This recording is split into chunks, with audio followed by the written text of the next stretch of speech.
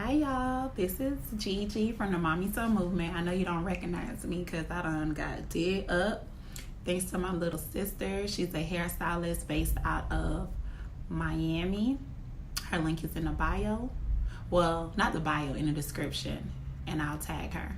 But anyways, today I'm going to talk about being a mother, being a single mother and being a mother to an African American boy. And it's just like a lot of things that has been heavy on my heart. And sometimes I don't speak about a lot of stuff because I'm scared to look vulnerable. When people know certain things about you, certain fears, they attack it. And I don't want to be vulnerable for anyone to attack me. But I also notice that it's a lot of people going through what I go through, primarily single mothers and race. So I always say the two most important moments in motherhood to me was becoming a mother and losing my mom. And I was not a rebellious child, but I did talk back. I had certain little vendettas against my mom, certain grudges. And like, for instance, the other day at one of DJ's award ceremonies, it was a very hard time as in my work life to take that time off, but I know how it felt to not have your parent there. My father lived in Connecticut, which is where I was born, and it was my mom and my 5 siblings, and a lot of times she would delegate certain tasks to them, but for the most important part, like award ceremonies and things like that, nobody never attended. And I was on a high academic role. Like, I've always presented speeches. I did the speech for my high school graduation. I was a speech and debate president. So while I sat there, DJ didn't tell me about the award ceremony till that morning, but I had already knew. So I explained to him, there's consequences for you not delivering messages.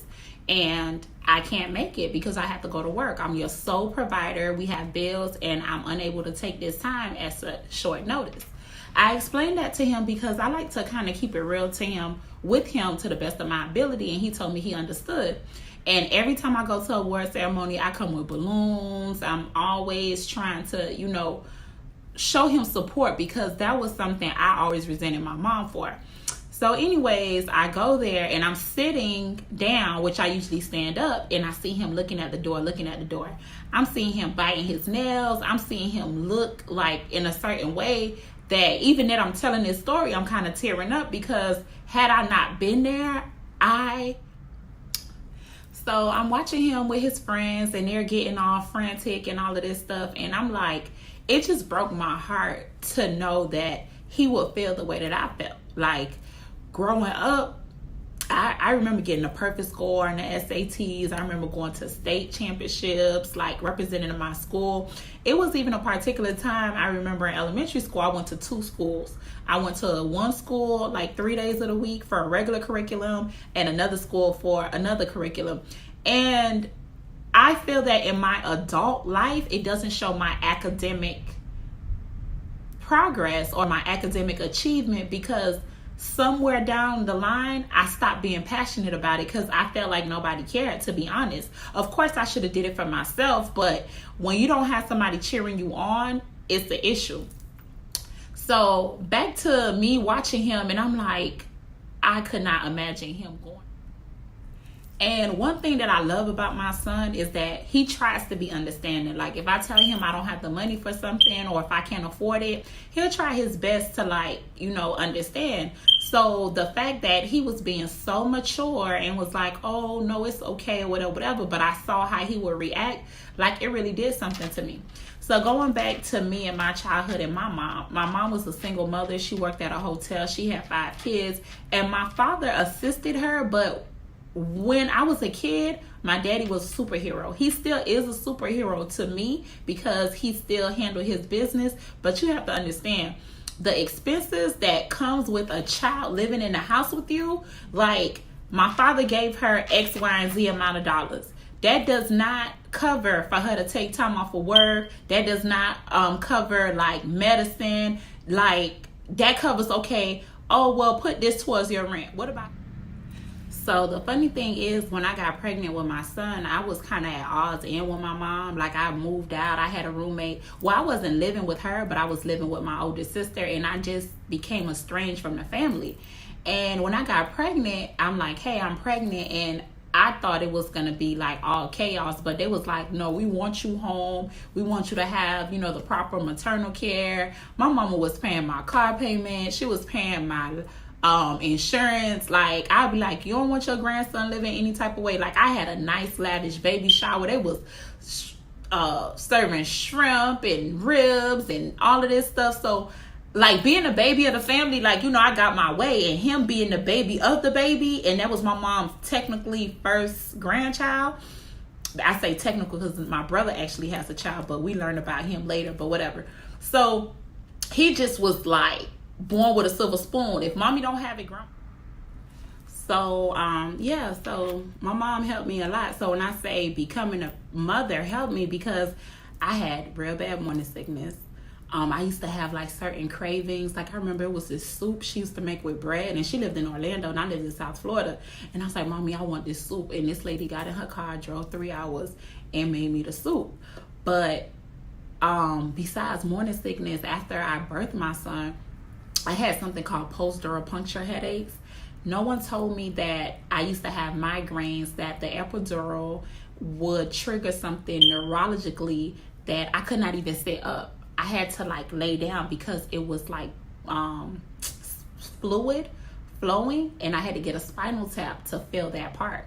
So me and my son, like my birth journey, and again, I'll do it again. I love kids. I want more kids, but my mom stood in the paint the way nobody. It was this picture my mom took at the hospital, like kissing my baby, and I wish I had it. I don't know where this picture is. It was in her old phone, but I would have put it in right here. But anyways, like, I stayed in the hospital, and his father, they gave him to his father, and his father sat in a wheelchair, and they rolled my baby home, and my mom was there, you know, to handle it, like to assist him and take care of him, and just like having a cesarean and all of this stuff. And I'm like, my mama went through this. Like, you know, she didn't abort me. She didn't leave me at the fire station.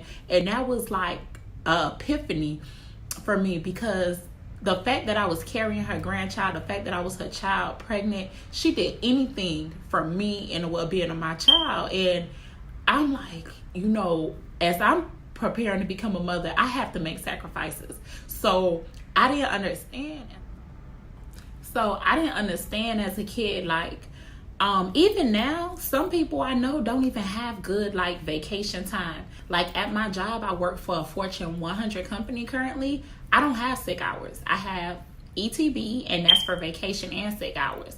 So here I am, kind of being bratty, like, oh, my mama couldn't come, and this, and this. The lady probably didn't even have vacation hours. So now when her check's short, now what she gonna do? Call my daddy for the difference? Which he had his own household, and he had other kids to take care of. So that's why I said, like, becoming a mother, like, made me realize the sacrifices she made, because I had to make it. And losing her also made me realize, like, ain't nobody gonna stand in the paint like my mama stood in the paint. You know what I'm saying? Like, for real.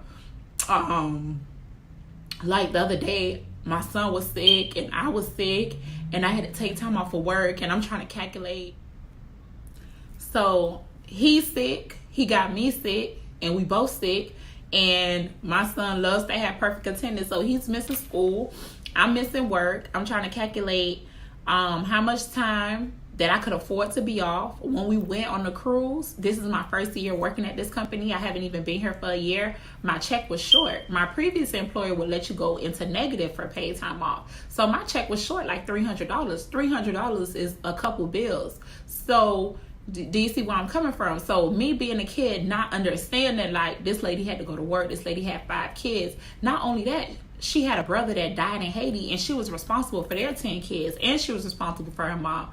All of this stuff I didn't know until I became an adult. And then until I became a parent, now I understand. So I'm like, dang. So as I started to get a level of understanding, we started getting close, and my mom passed away. Okay, so the reason why I made this video is, like, as mothers, we tend to put our children first. You're supposed to put your children first, but you know what? You cannot pour from an empty cup. And we tend to feel guilty when we want time away. So right now, the house is quiet. And because DJ's with his grandmother, he's with his dad's mom, which has been an awesome support system for me. But she lives an hour and a half away. And as he got older and started going to elementary school, it's hard to tap into those kind of resources because he has to be in school. Like, you know, preschool is optional. So I can't see him out of town because he's sick. You know, it's not convenient. And she's also a school teacher. So she's kind of on the same schedule with him. And he goes and hang out with her and his siblings and her husband, his grandfather, which is awesome as well, and they do their thing. So going back to this, like, even look how I look.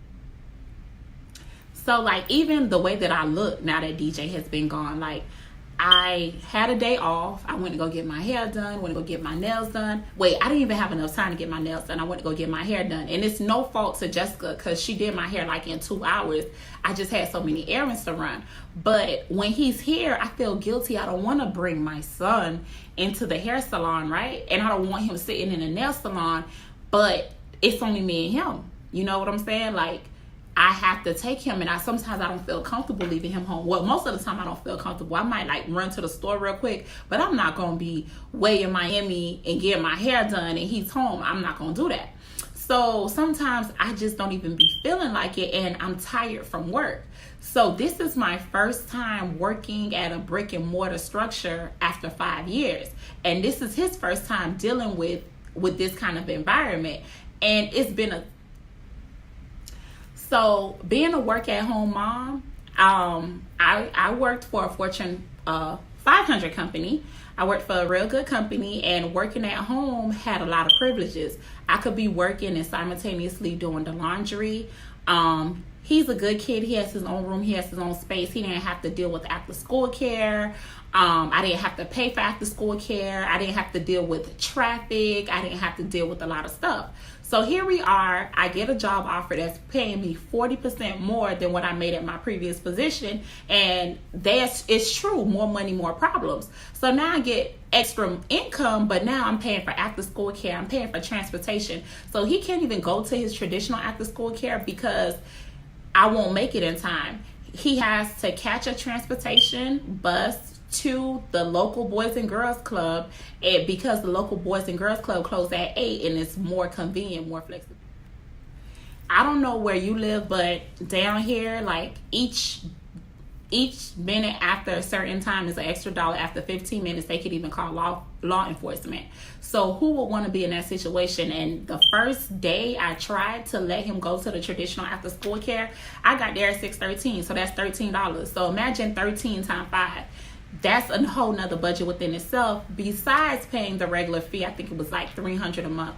But anyway, so I came up with this idea. So he gets out of school at 2 o'clock. The transportation takes him to this Boys and Girls Club, which he doesn't get there till 4 o'clock. I get there at 6. We get home at like 7. Dinner, bathe, eye ready because I don't let him watch TV or read a book.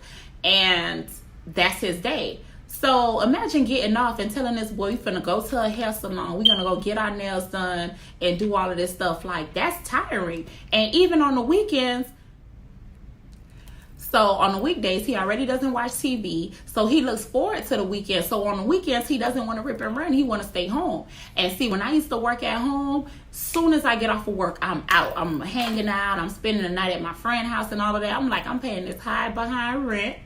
I'm barely home during the weekday. I want to sit in the style in my living room and drink wine. So we don't be wanting to do nothing. So then I'm like, listen, I got this nice length. I got these curls. I'm going to wear my hair. Sometimes I thug it out, no lashes. I don't want to sit in the nail place. I don't know why women be like, oh, I'm going to pamper myself, go to the nail salon. I don't know if it's the tomboy in me, but I do not want to sit there. I don't like not having accessibility to my hands. I want to be home. There's no place being more comfortable than home, doing what the hell you want to do, in my opinion. So this goes to say this. So let's go back to me sitting at the honor roll assembly. So I'm sitting here at the honor roll assembly and I'm like, man, I would never get a job. Yeah, so I told myself that I would not get a job that doesn't allow me to be there for my son. And that's what made me stay stagnant at that last company for almost 5 years. Like, I knew I was worth more, but it kind of hand in hand. I wasn't getting paid as much, but I wasn't spending that much money. So now I'm spending gas. I'm spending money in gas, after school care. We're being tired, and my son loves a home cooked meal.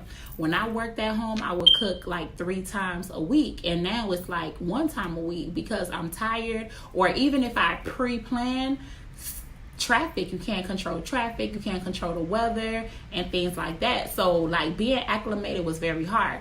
So anyways, I'm sitting there and I post a picture on Facebook and I'm telling my friends like, hey, I'm here, and he doesn't know I'm here, and I'm getting emotional because I couldn't do it. And one of my former classmates was like, she wish.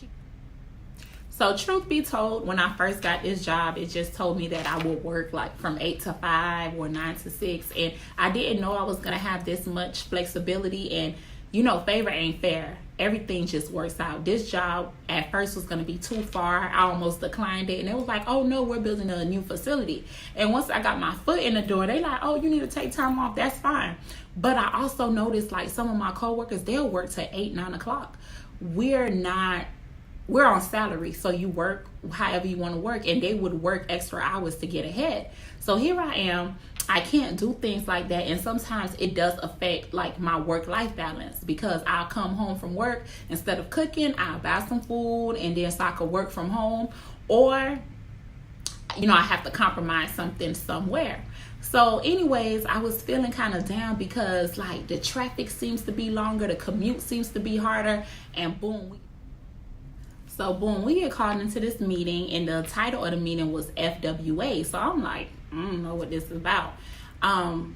It was about basically a flex work. I forgot what the A stand for, but basically my job is going to now implement like we could work from home, but it's not for the whole week. It'll be like 2 days this week, 3 days the next week. And even if I can't do nothing else, like doing laundry at the same time, or cooking at the same time, or saving my son from the commute, because he has to commute 2 hours to go to the after school care program, like that's quality time we could spend with each other, and we won't, you know, be missing out on things. So it's like, you know, finding a way, finding your own regimen, doing it by yourself is hard. And we have to make this sacrifice, because if we don't do it, who's going to do it? Like, it's either, I had no choice. It was make it work or make it work. And I made it work, right? So we're in this meeting and they're giving out awards. So we're in this meeting and they're giving out awards and stuff, and they're like, oh, I'm not in a customer service field, but you know, customer service is within everything.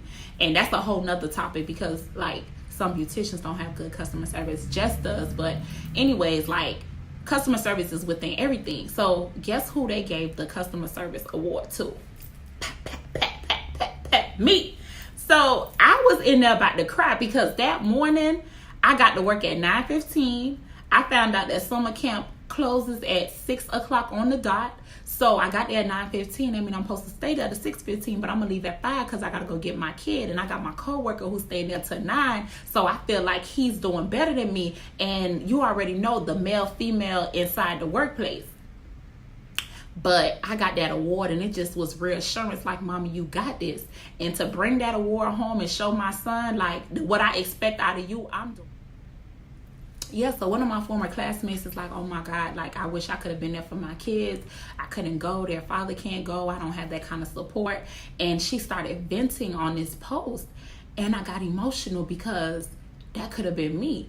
Now, before I worked at home, I worked an hour away from where I live, and I missed my baby's first Christmas show. I cried at work. Like, I cried because growing up, because my mom wasn't hands-on, I wanted to be hands-on. Like his kindergarten year, I was PTO vice president. Like, I'm always hands-on.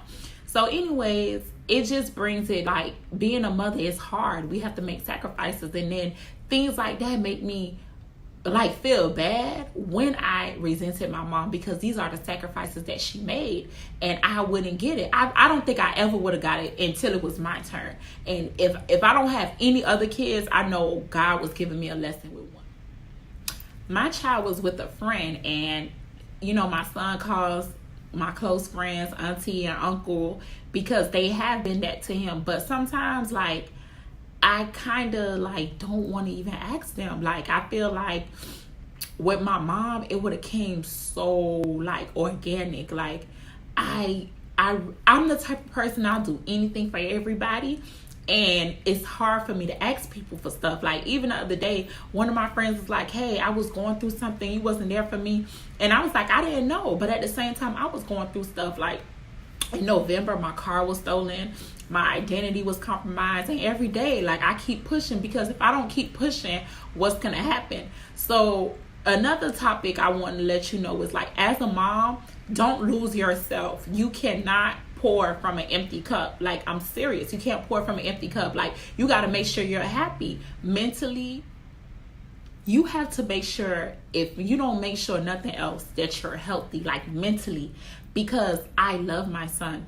And to be honest, he don't really get on my nerves. I don't really have to punish him. I don't have to whoop him. I don't scream at him. I don't get frustrated with him. If anything, I get frustrated. I feel like I could be with him more. But because I'm mentally healthy, I take breaks. Like, I don't feel no guilt taking a girl's trip, because we take trips together. We spend time together. I don't feel no guilt like him at his grandmother's house right now for a week, because guess what? He was with me for all these other days by myself. So, get your hair done if that's what you want to do. Go get you a drink. Go hang out with your friends. Like, find a regimen that gives you a break, because you don't want to snap. You don't want to snap, not to say that you're going to hurt them, but you don't want to break down. And I broke down and I picked myself up. Like, I look back hindsight, like, I even battled depression. When I first became a mom, I was going to work from like 2:30 a.m. to 3 p.m.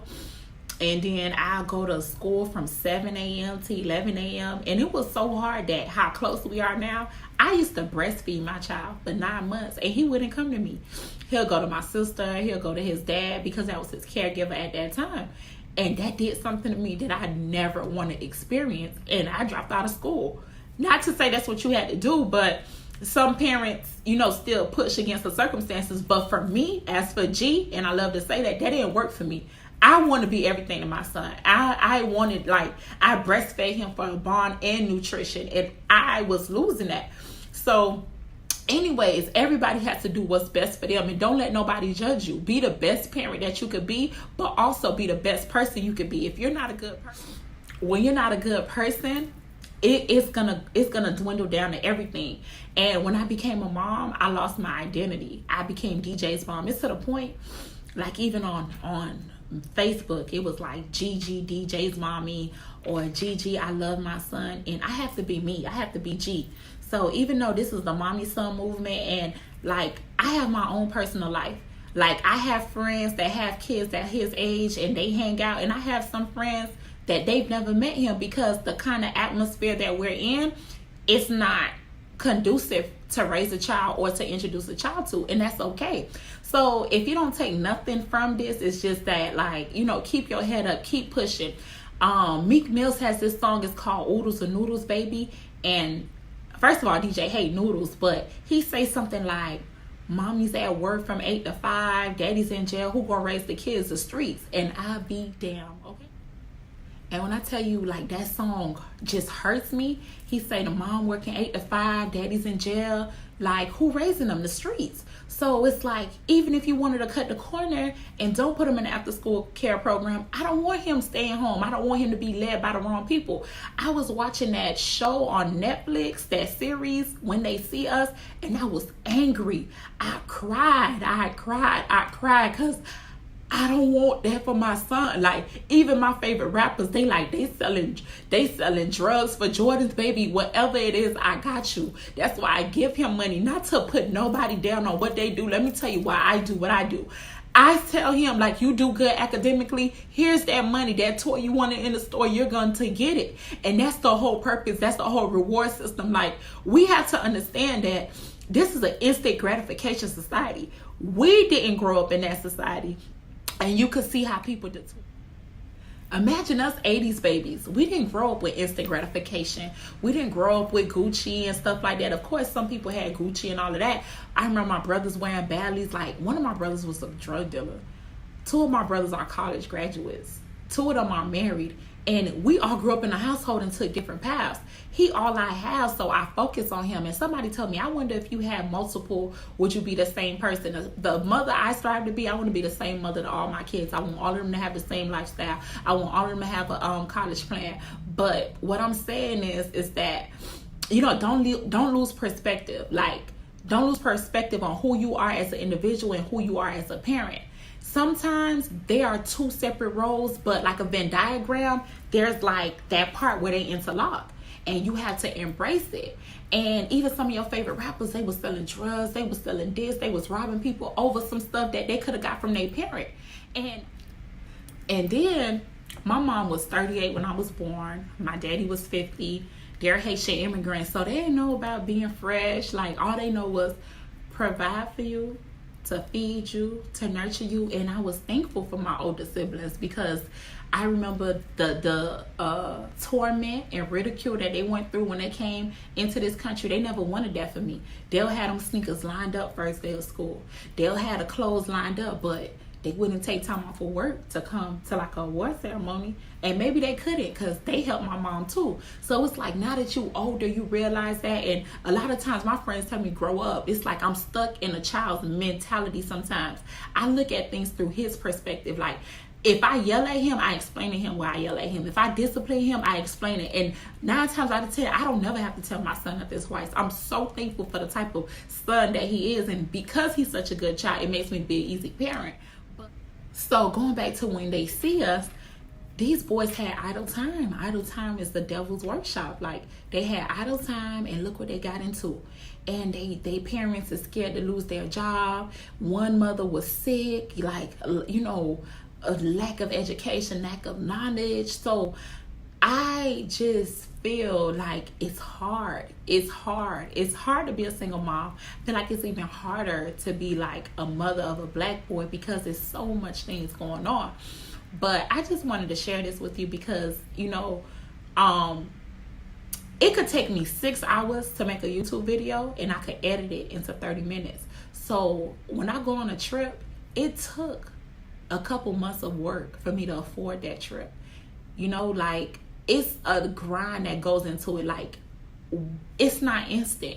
But what I'm saying is, like, do something for you, and then you could be.